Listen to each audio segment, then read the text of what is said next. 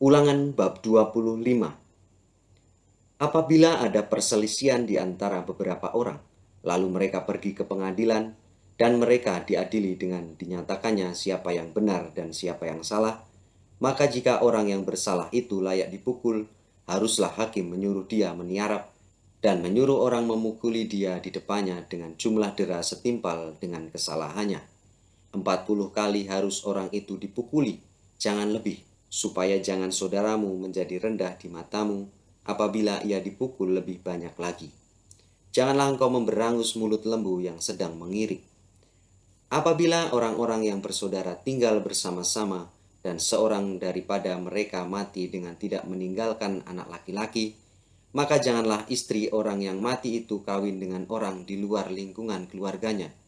Saudara suaminya haruslah menghampiri dia dan mengambil dia menjadi istrinya, dan dengan demikian melakukan kewajiban perkawinan ipar. Maka anak sulung yang nanti dilahirkan perempuan itu haruslah dianggap sebagai anak saudara yang sudah mati itu, supaya nama itu jangan terhapus dari antara orang Israel. Tetapi jika orang itu tidak suka mengambil istri saudaranya, maka haruslah istri saudaranya itu pergi ke pintu gerbang menghadap para tua-tua serta berkata, "Iparku menolak menegakkan nama saudaranya di antara orang Israel. Ia tidak mau melakukan kewajiban perkawinan ipar dengan aku." Kemudian para tua-tua kotanya haruslah memanggil orang itu dan berbicara dengan dia. Jika ia tetap berpendirian dengan mengatakan, "Aku tidak suka mengambil dia sebagai istri," maka haruslah istri saudaranya itu datang kepadanya di hadapan para tua-tua, menanggalkan kasut orang itu dari kakinya, meludahi mukanya sambil menyatakan, "Beginilah harus dilakukan kepada orang yang tidak mau membangun keturunan saudaranya." Dan di antara orang Israel namanya haruslah disebut kaum yang kasutnya ditanggalkan orang. Apabila dua orang berkelahi dan istri yang seorang datang mendekat untuk menolong suaminya dari tangan orang yang memukulnya, dan perempuan itu mengulurkan tangannya dan menangkap kemaluan orang itu, maka haruslah kau potong tangan perempuan itu. Janganlah engkau merasa sayang kepadanya.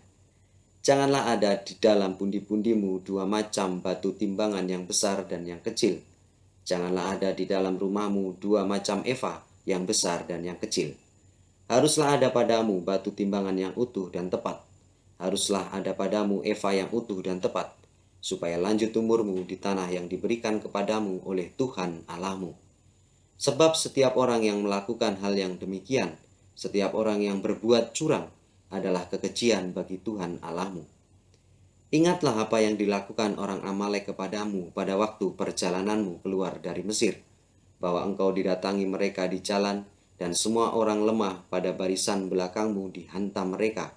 Sedang engkau lelah dan lesu, mereka tidak takut akan Allah. Maka apabila Tuhan Allahmu sudah mengaruniakan keamanan kepadamu daripada segala musuhmu di sekeliling, di negeri yang diberikan Tuhan Allahmu kepadamu untuk dimiliki sebagai milik pusaka, maka haruslah engkau menghapuskan ingatan kepada Amalek dari kolong langit. Janganlah lupa.